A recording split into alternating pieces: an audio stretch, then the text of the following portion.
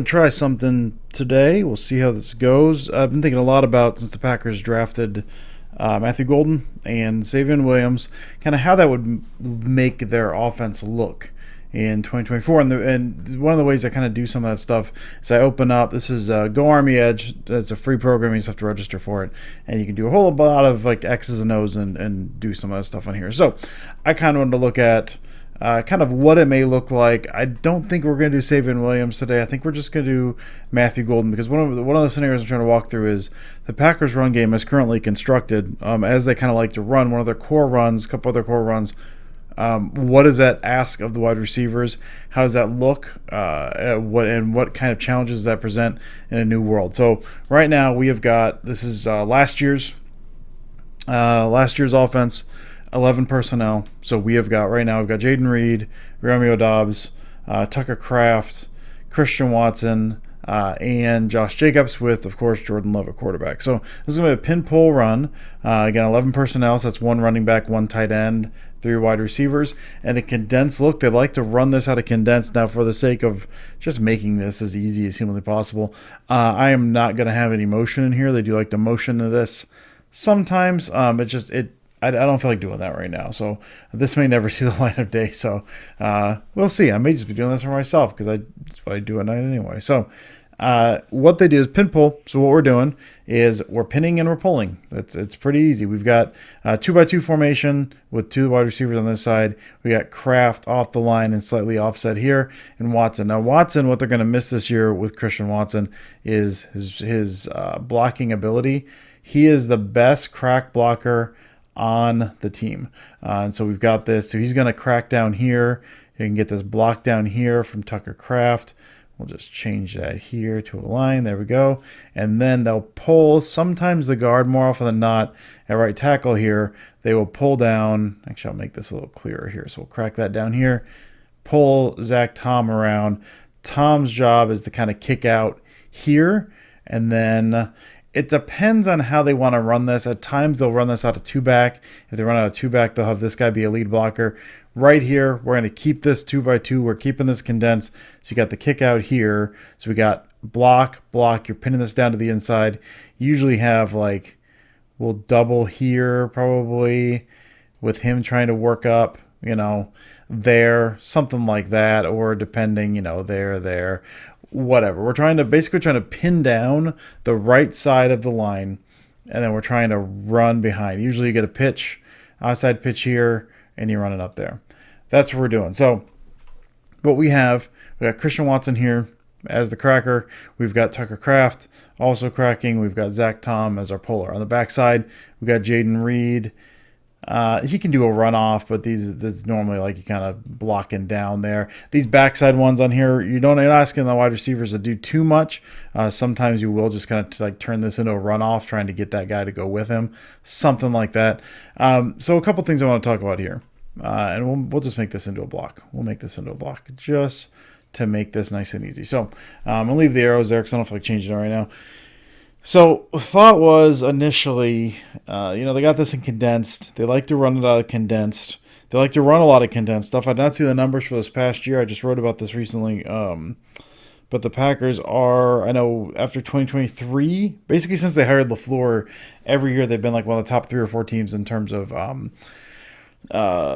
formation width or lack of formation width, rather. So it's a lot of condensed stuff. A lot of what condensed can do. So instead of spreading you out, everything's close to the formation.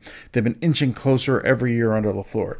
And it does a couple things. It gives you a lot of bodies at the line, which is good, especially if you're trying to block, you're trying to scheme up blocks, you're trying to scheme up pass game, play action stuff, even not play action, just your drop back game.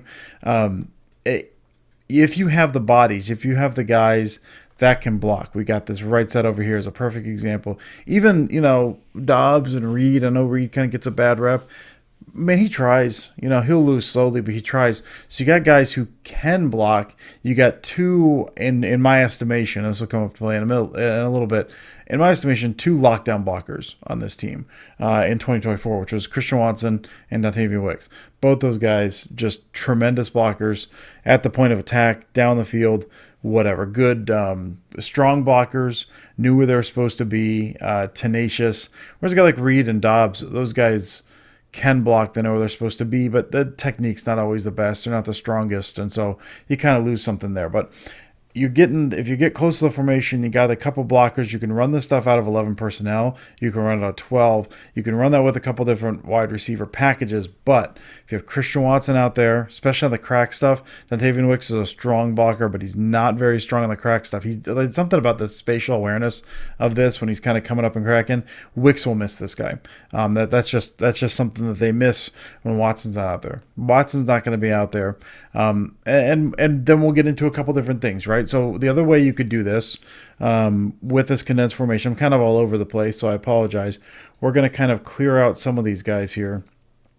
So let's replace, instead of Romeo Dobbs, we are going to have Dontavian Wicks over here. Well, now, if you got Wicks over here, and we're going to go ahead and just to make this nice, we're going to make these lines for both of them. All right, so now, instead of this, you could kind of have, if you want to, you've got run stuff over here as well. Defense knows who they're up against. So you got crack over here that you could crack down here. You also have over here, some kind of blocking you could do with these guys. You're losing slowly here, even if you make that easier for Reed. Let's make that easier for Reed. Block out there, kind of get in the way here, cross the face, crack down, even if you want to. You send Tucker Kraft over and he's blocking out. Now you've got either side of the formation. You've got plus blockers at both sides of attack. You've got pin pull over here if you want to run that with Christian Watson on that side. You also have over here Jayden Reed. Again, not a lockdown blocker, but he'll get in the way. You got an excellent blocker down the field with Wicks, so we got him on an angle here against that DB. You want to put Tucker Kraft if you want to put him. Again, I said I wasn't going to do motion, but we can do motion here. We'll do motion. And then once the ball is snapped, here he is. Now he's leading the way. Now you got here, crossing the face. So both sides, you've got a lockdown, you got a plus blocker, man. You got Dontavian Wicks, you got Christian Watson. Your options are open. Do whatever you want. And this is out of condensed, right? You're coaching up. You got your dudes. All right, well, now we're going to do some problem here because Christian Watson, not healthy, right? We got Matthew Golden. Now, Matthew Golden, I don't have a problem with Matthew Golden. He seems about the same, not to put in the same bucket here, but seems about the same as Reed in terms of, some of the size stuff. He knows where he's supposed to be as a blocker just based on, I say on college tape. College is different than the NFL, which is not a shock to anyone listening, probably least of all you listening. College is different than the NFL. So even if he's fine in the college, he will probably struggle a little bit at the NFL level, at least initially. But he does try hard. He tries hard to be a good blocker. He knows where he's supposed to be. So if that stuff transfers, that's good. All right. But I don't expect him to ever be a lockdown blocker like Christian Watson. All right. So now we're limited a little bit, right? We're looking at this package here. We've got Matthew Golden and Tucker Kraft to this side. If you want to, we want to switch some guys, right? We can say, all right, man, we want to do pin pull. We're running pin pull. So we got a Dontavian Wicks over here. We're going to Matthew Golden over here. But again, now this is one of your core runs, the ones I really like. Instead of Christian Watson, you got a Dontavian Wicks. We got Dontavian Wicks, good blocker. He really struggles with the pin pull stuff. So now you might be losing that right there, which means when you pull out over here, this guy maybe jumps over. So you don't really have that clean path over here that you thought you did. Then over here, you're not worried about the blocking over here at all. If you're the defense, you got Jayden Reed, Matthew Golden. So what I'm trying to walk through, what I'm trying to, again, this is for my purpose as much as anyone else. You guys are along for the ride if you feel like watching this. I don't know why you feel like watching this, honestly. But you're not gonna run over here. So you're almost telling the defense we're not gonna run. If we do, we're gonna lose. This is so the Packers do some of this stuff. last year with they'd run with Jaden Reed. They had like a fourth down run that was going to end around that everyone remembers. They had Jaden Reed, but they ran to like the Bo Melton side. Well, Bo Melton can't block, and teams know they can't block. So if you got two guys over here that are at best fine, try hard blockers that are not lockdown, you're not worried about these two guys here. Okay, I say all that to say, so this is where like your condensed stuff now, and you build your pass game off of this. You're building pass game off of this stuff. So what we saw last year with one such thing, you got the pin pull, but then you're doing this kind of like mini leak out here, and you're throwing that off pin pull because everyone's looking for the block. So it's not just the run, it's the stuff you're building off of the run. You're building a lot of this stuff out of condensed formations. And when you don't have two lockdown blockers at wide receiver, and honestly, not really with tight end either. If you're gonna have Musgrave out there a little more, he struggles with blocking. Ben Sims is fine. I like Fitzpatrick. I like him, but those guys are not like threats in the passing game, and they're fine blockers. So condensed overall point, my overall thought in all this is condensed gets a little trickier. If you don't have the guys, you can do a really good job manufacturing explosives out of condensed. If you have the pieces, you got the coaching. They have the coaching. I don't know if they have the pieces this year, at least not early on. And that was my initial thought when they got Golden was, this isn't a guy that fits into the LaFleur's no block, no rock. Again, the thought process being he will try to block, but he's not going to be locked down. So that makes it a little trickier. So then my thought becomes, all right, man, so if you're trying to run some of this stuff, if you're just trying to run in general, because what we have here, one of the main issues is dudes at the line, right? Like there's 6 guys here. We've got, we got like 8 guys. We got 10 guys right around the line in single high. If they want to go too high, you want to put a guy over somewhere else, that's fine. You can go a little later box, but if you don't have the guys to make the angles work, and part of the reason, that's the way LaFleur wants to operate, I think. But also, the offensive line was not getting a whole lot of movement last year up front. And so you're getting these bodies, you got these perimeter runs, you got a lot of misdirection, all the spinner series stuff they're doing with their two-back stuff. All of that kind of, you're trying to manufacture your run game when your guys up front are not creating movement like you want them to create. So what's the solution to this? So one of my thoughts, as soon as they got Golden, and we're going to switch sides over here. We're going to put Wicks back over here. All right, man, what if we spread it? What if we power spread this? So now we'll put Reed. Let's do slot. He's off. We're going to put Wicks here. You can stack him if you want. We're going to go like that. We're going to put him here. Let's leave Kraft here. So now we got Golden on an island. What does that happen to the defense? Defense has to spread with you, right? So there we go. We still got the DB over Kraft here. So now you're not running into 8 guys. You've got 6 guys with your DB kind of off here. 6-7-man box suddenly. But you've offset that because you've got beef on the inside, right? You got these big dudes. If it goes the way that it seems like it might be going, we will see eventually how the O-line shakes out. But you've got Elton Jenkins, Aaron Banks. We know Aaron Banks is going to be there. We know these 2 pieces. We don't know left tackle, but I don't care about that right now. Right guard, I think in a perfect world, Jordan Morgan wins left tackle, and this is Anthony Belton, which means you now have Jenkins who can move, and you're bookending him with these huge guys. Well, now these guys can run block at all, and I think they'll be able to. You got dudes up front that can move people. You don't need to get more bodies. And now suddenly the need for lockdown blockers at wide receiver doesn't matter too much because you've got these guys spread out. You don't even need a block, man. Like if you want to run pin pull now, something like that, you can kind of do that to some extent, right? Get in the way. He's got a longer runway. You're still blocking down. You're still pulling out. And you've got that. Like if you want to run it, you can. You can also run a bunch of other stuff, and then it doesn't matter as much. You can do runoffs. This is spread now. You're removing. You're not blocking. You're removing people from the line simply by running away from them. I don't know why this keeps doing it. Bring him over here. All right, so We're running guys off now. Now we've removed 3 receivers. These guys aren't even blocking, dude. And now we've got if we want, a 6-man surface, and we can do a little misdirection. We can run a little bit here. We could also block with the receivers again. We can bring those guys down to block if we want to. We can still do the 2 back stuff. You're introducing other people in at that point, but I'm just thinking strictly from 11 personnel.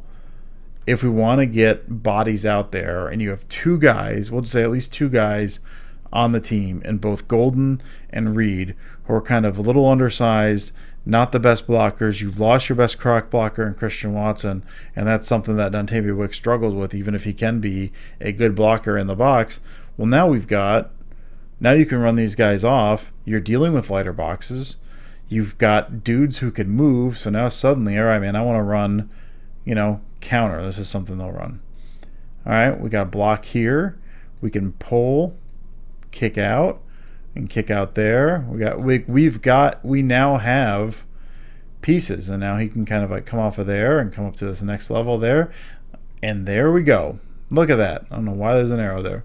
Again, we're drawing lines on a piece of paper here, so whatever. But if we believe, I guess my full thought is, if we're adding beef on the offensive line, which we are on the 2 guard spots, and people movers, guys who can move in space. I know Banks has his flaws. I think Belton has his flaws. Those are big dudes who can move in space. And you get a big guy moving in space that can line someone up with both those guys can do, you can move people. So if you not got these guys who can move, you feel like you can move guys with them. Pull that guy out there too, and then you're running right behind him. Block down here, block down there. We now have guys up front that can move. We got an offensive line that can hopefully, if not dominate, own the line of scrimmage to some extent with less help. You don't need your wide receivers in there. You don't need your wide receivers digging out safeties, maybe run off route, something like that. If you can own the line of scrimmage with 5 or 6 dudes, if you still have your tight end down in there, I think you can do that with the wide receivers that you have. I don't know. Again, I don't know if this is what they'll do. LaFleur does have. He likes to run out of condensed. We've seen that. We saw it from his time in Tennessee. But it does seem like, and this is my last point here. It does seem like the way you want to operate an offense, right? You want to zig when everyone's zagging, or zag when everyone's zinging. You want to do the opposite of what they're doing, or that is. And with the league as a whole being condensed, and with the Packers being such a condensed heavy offense, and it made sense for them to be that, I think with these new pieces, this now seems like a time to move. And the last thing on that is now you've got a quarterback in Jordan Love who can run. This is the big thing of power spread stuff. He has not used his legs too much. I think they wanted to use that last year. They've got some triple option stuff built into this offense that they simply have not. He has not pulled. He's not pulled that stuff. I think he just wasn't healthy last year. He's been asked about running more. It sounds like maybe he's open to running more. If you're running this now, and now you've got 6 or 7 guys up here, you've got a 6-man surface, you got a running back here, you've got a line that can move, you now have an option, and this is like a big run play here. We're gonna leave wide receivers running out there. We got this GT, so like a guard, tackle, pull, that then you're kind of looking like over there, but you're running behind. Quarterback's running behind. Quarterback keeper. So you're getting the defense distracted, but you're running behind those pullers. You can run the counter, bang, bang, to them, or you can pull, you're running behind them. That's something that you can do now with the spread stuff. You're removing people from the box. You have less people to block. You're +1 now with your quarterback. So with the wide receivers being where they are, I don't know if this makes any sense to anyone but me. Or if anyone cares, I guess, is the bigger thing. With the wide receivers being who they are, with the change there, losing Christian Watson, adding another guy. Again, we're not going to talk about Savion Williams now, but adding another guy, Matthew Golden, who is kind of Reed-esque in terms of being a little undersized, can block but not lock down, and losing your best crack blocker in Watson, even if you have a strong guy in Wicks. You now have one strong blocker. Everyone else is just like fine at best. I don't know if it makes sense to keep operating in the condensed world. So, I don't know about reading the tea leaves.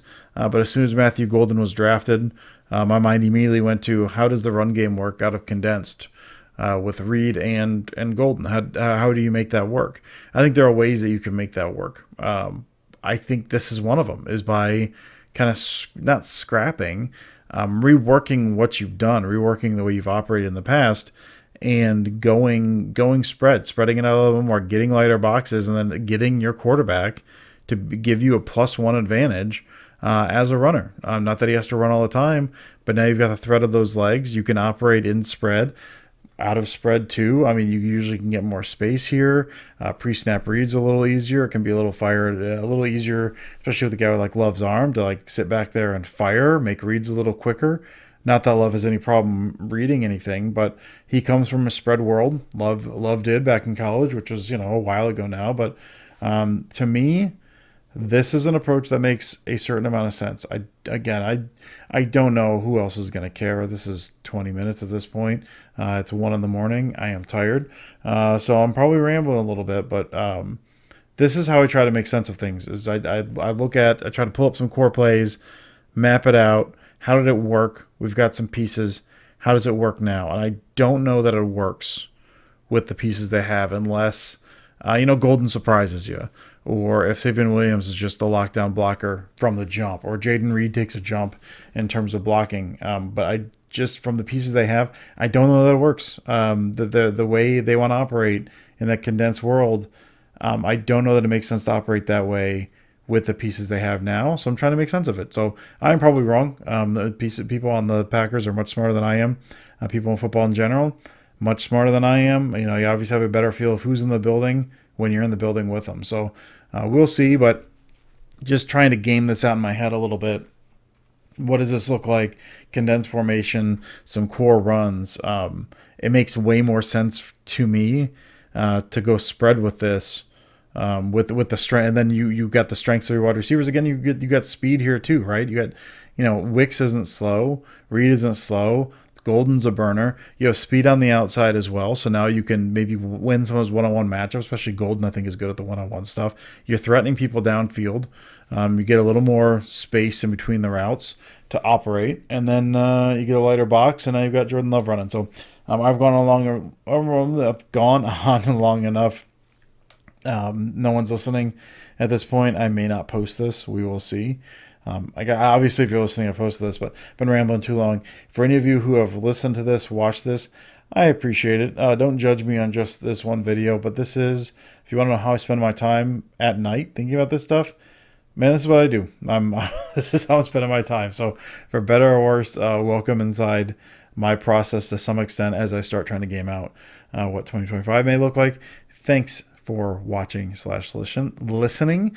I'll talk to you next time.